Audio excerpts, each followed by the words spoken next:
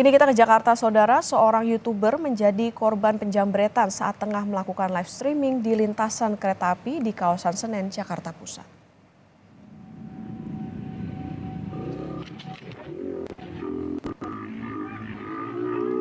Dalam video yang viral di media sosial terlihat korban yang baru saja menyapa penonton secara tiba-tiba didekati dua pelaku yang berboncengan sepeda motor pada Senin malam kemarin.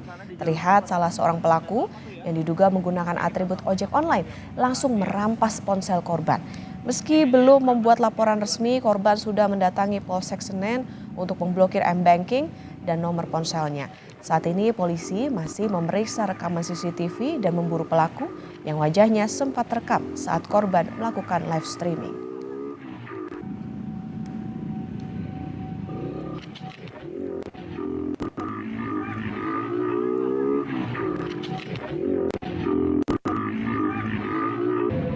Selamat malam teman-teman semua.